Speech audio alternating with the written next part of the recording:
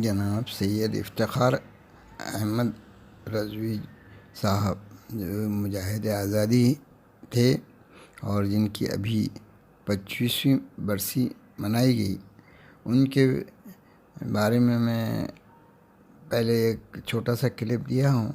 آج انہوں نے جو ایک مضمون لکھا تھا، ایک آرٹیکل ان کا، اور کیونکہ وہ حیدرآباد مکتی سنگرام سے وابستہ تھے اور مجاہد آزادی تھے، تو وہ پورا آرٹیکل آپ کو میں سنانا چاہتا ہوں۔ یہ آرٹیکل ہم نے ایک پروگرام کیا تھا ہندوستان کی آزادی میں مسلمانوں کا حصہ، تو اس میں یہ آرٹیکل جو ہے اس ساونیر میں چھپا تھا۔ اب آرٹیکل اب شروع ہوتا ہے، جناب جو تحریر فرماتے ہیں وہاں سے شروع کرتا ہوں میں۔ حیدرآباد مکتی سنگرام کی تاریخ ہو یا اس میں مسلمانوں کے حصے کا ذکر کیا جائے، اس کو سمجھنے کے لیے بہت ضروری ہے کہ ریاست کے وجود اور مقتدر طبقے کی ریاست کے مختلف ادوار اور ان کی خصوصیات کیا ہیں، ان کو سمجھنا بہت ضروری ہے۔ 1857 تک British East India company Hindustan کے تمام راجا رجواڑے نوابوں کا ایک کے بعد ایک خاتمہ کر کے مغل بادشاہ بہادر شاہ ظفر کو گرفتار کر کے رنگون بھیج دیا گیا۔ کمپنی کے اقتدار کے خلاف ہندوستان کے تمام راجاؤں بادشاہوں نے کمپنی کے خلاف بغاوت کر دی۔ ہندوستان کو ایسٹ انڈیا کمپنی کی غلامی سے نجات دلانے کے لیے متحد ہو کر بھارت کی پہلی جنگ آزادی کا آغاز کر دیا، لیکن یہ پہلی جنگ آزادی ناکام ہوئی۔ اس ناکامی کے اسباب یہ تھے: ہندوستان کے عوام نے اس میں کوئی خاص حصہ نہیں لیا، تاجر طبقہ اپنے راجاؤں اور بادشاہوں کے خلاف تھے اور ایسٹ انڈیا کمپنی سے مل کر اس پہلی آزادی کی جنگ کو شکست دینے کی سازش کرتے رہے اور کمپنی کا ساتھ دیتے رہے۔ اور یہ وجہ ہے اس کی کہ آزادی کی جنگ لڑنے والوں کے پاس جنگ کے اچھے ہتھیار نہ تھے، نہ ہی ان کے پاس بڑی تعداد میں ہتھیار گولہ بارود تھے۔ وہی پرانی فوجیں اور وہی پرانے ہتھیار، وہی پرانے جنگ لڑنے کے طریقے و حکمت عملی سے کام لیتے تھے، اس لیے پہلی جنگ آزادی ناکام ہوگی۔ چونکہ یہ جنگ ایسٹ انڈیا کمپنی جو کہ بھارت کو غلام بنانا چاہتی تھی، اس کے خلاف آزاد کرانے کے لڑی گئی تھی، اس لیے اس جنگ کو بھارت کی پہلی جنگ آزادی کے نام سے یاد کرتے ہیں۔ 1858 میں برطانیہ میں ملکہ وکٹوریہ رانی بنی۔ انگریزی حکومت نے بھارت کی اس جنگ آزادی سے سبق حاصل کیا اور ایسٹ انڈیا کمپنی نے بھارت کے تمام ہی راجے رجواڑوں کو ختم کرنے کی پالیسی سے اختلاف کیا اور بھارت کی حکومت کی باغ ڈور ایسٹ انڈیا کمپنی کے ہاتھوں سے چھین کر راس برطانوی حکومت کے ہاتھوں میں لے لی۔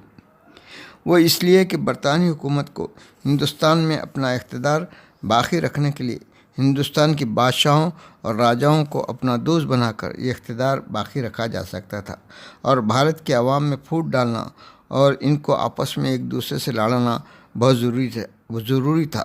تب بھی وہ بھارت پر 2-4 برس نہیں بلکہ برسوں حکومت کر سکیں۔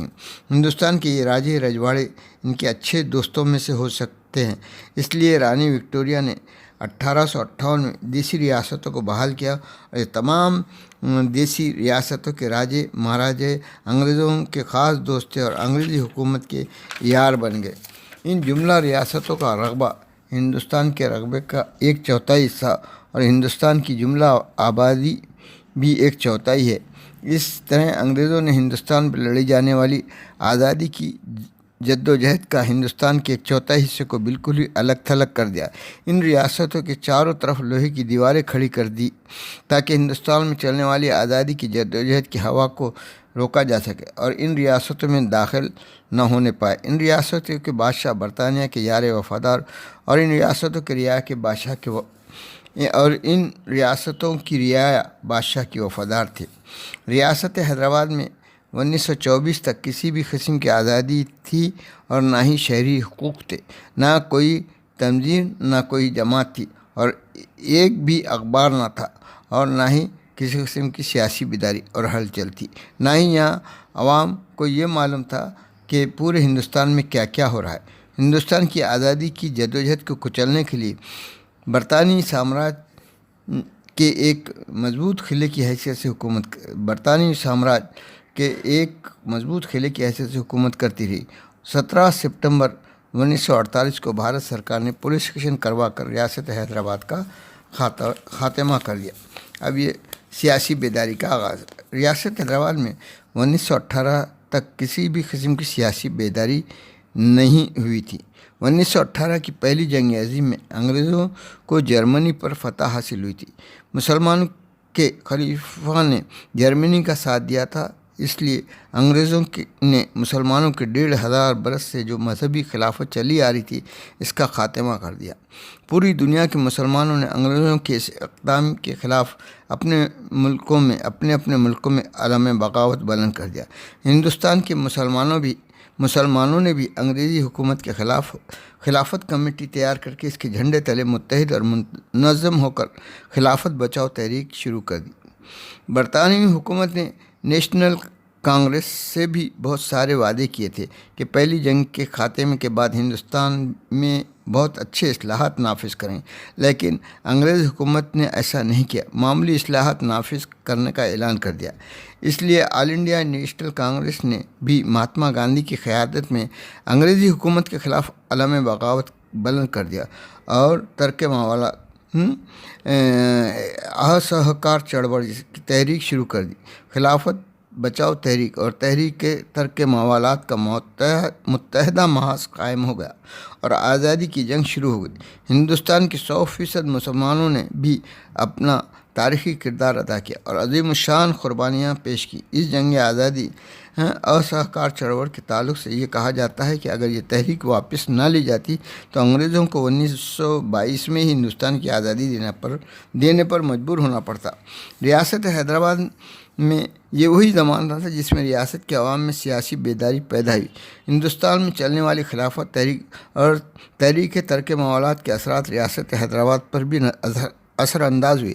خلافت تحریک کے قائدین مولانا محمد علی، مولانا شوکت علی، حضرت موہانی، حکیم اجمل خان، ڈاکٹر انصاری اور آل انڈیا نیشنل کانگریس کے قائد مہاتما گاندھی وغیرہ نے ریاست حیدرآباد کے مختلف ضلعوں کا دورہ کیا اور تقریریں کی۔ اورنگ آباد، پربھنی، ناندیڑ کی مسجدوں میں بھی کانگریس اور خلافت کمیٹی قائدین نے تقریریں کی، لیکن شاعر انقلاب جوش ملی آبادی کو ریاست حیدرآباد میں داخلے پر پابندی لگا دی گئی تھی۔ خلافت تحریک اور اسہکار چળવળ کے متحدہ محاذ قائم ہونے کی وجہ سے پورے ہندوستان میں ہندوؤں اور مسلمانوں کے اتحاد کی بے نظیر مظاہرے دیکھنے ملتے ہیں۔ نیشنل کانگریس کے اجلاس میں ایک ساتھ نماز کے وقت نماز پڑھی جاتی تھی اور پوجا کے مناظر دیکھنے کو ملتے تھے، لیکن اسہکار چળવળ کے واپس لیے جانے کے بعد انگریزوں نے پورے ہندوستان میں پہلی مرتبہ ہندو مسلم میں اختلافات پیدا کروانا شروع کر دیا اور یہ اختلافات بڑھتے دشمنی کے جذبے میں داخل ہوئے۔ اس کے بعد یہی دشمنی کا جذبہ بڑھ چڑھ کر ہندوؤں اور مسلمانوں کے درمیان میدان جنگ میں تبدیل ہوگا۔ برطانوی حکومت بھی یہی چاہتی تھی۔ سائمن کمیشن کی آمد اور راؤنڈ ٹیبل کانفرنس کی وجہ سے یہ دونوں ہندو اور مسلمان 1922 تک آپس میں متحد تھے، ایک جان دو خالب کی طرح آزادی کی جنگ میں ایک دوسرے سے بڑھ چڑھ کر حصہ لیتے تھے اور قربانیاں پیش کرتے تھے۔ اب ایک دوسرے کے کٹر دشمن ہوئے۔ رنگیلا رسول جیسی کتابیں لکھی جانے لگیں اور تقریر کی جانے لگیں تو دوسری جانب ہندوؤں کے خلاف نعرہ تکبیر کی آوازیں بلند ہونے لگیں اور پورے ہندوستان میں ہندو اور مسلمانوں میں فرقہ وارانہ فسادات شروع ہو گئے۔ یہی تو وہ زمانہ ہے کہ مسلمانوں میں ہندوستان سے علیحدگی پسندی کے خیالات پیدا ہوئے۔ اس طرح انگریز حکومت نے ہندو مسلم اتحاد کو ختم کیا، آپس میں دشمنی کا جذبہ پیدا کیا، علیحدگی پسند ریاست کو جنم دیا، ہندو مسلم فرقہ وارانہ فساد کو شروع کیا۔ ریاست حیدرآباد تاریخ کے آئینے میں تھے۔ ہندوستان میں 1922 کی اسہکار چળવળ اور خلافت بچاؤ کی تحریک ایک تاریخی جدوجہد تھی۔ اس میں ہندوؤں اور مسلمانوں کا اتحاد اور آزادی حاصل کرنے کے منصوبے کا مظاہرہ، ایثار اور قربانی کے عظیم الشان کارنامے وغیرہ کا اثر ریاست حیدرآباد پر پڑا۔ اس لیے ان اثرات کو دیکھنے کے بعد انگریزوں نے یہ طے کیا کہ ریاست حیدرآباد میں بھی سیاسی بیداری پیدا ہوگی اور یہاں بھی آزادی کی جدوجہد شروع کی جائے گی۔ جلد سے بھوک ہڑتال، تقریریں اور جلوس نکالے جائیں گے تو ایسی صورت میں ریاست حیدرآباد کا جو حکومتی ڈھانچہ ہے اور حکومتی نظم و نسق کے طور طریقے ہیں، اس کو برحال رکھتے ہوئے آنے والی سیاسی قومی انقلاب کا مقابلہ نہیں کیا جا سکتا اور نہ ہی اس انقلاب کو دبایا جا سکتا۔ انگریزوں نے اس لیے سیاسی نظم و نقش میں تبدیلی کرنے کا طے کیا اور 1924 میں اس پر عمل کیا۔ 1924 تک ریاست حیدرآباد 100% جاگیردارانہ راج کا ایک اعلیٰ نمونہ بنی ہوئی تھی۔ حکومت مشنری پر شہزادے، نواب، جاگیردار، راجے، مہاراجے، دیشمکھ، دیشپانڈے، انعامدار، جی حضوری کرنے والے درباری، مولوی اور پنڈت وغیرہ کا اختیار تھا۔ ریاست کا وزیر اعظم نواب اور جاگیردار ہی ہوا کرتے تھے۔ 1924 تک مہاراجہ سرکشن پرساد ریاست کے وزیر اعظم تھے۔ انگریزی سرکار کا ایک نمائندہ، اس کو ریسیڈنٹ بہادر کہا جاتا تھا، وہی دراصل ریاست کی حکومت چلایا کرتا تھا۔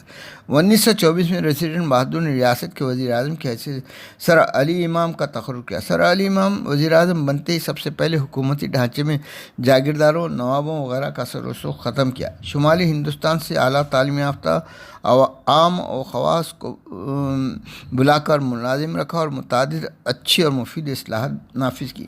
ریاست حیدرآباد میں بحیثیت وزیر اعظم سر علی امام کا تقرر نئی اصلاحات کا نفاذ، جاگیردارانہ طبقے کے اثر و رسوخ کا خاتمہ ایسی تبدیلیاں تھیں جن کو ریاست حیدرآباد کا جاگیردار طبقہ خاموشی کے ساتھ برداشت نہیں کر سکتا تھا۔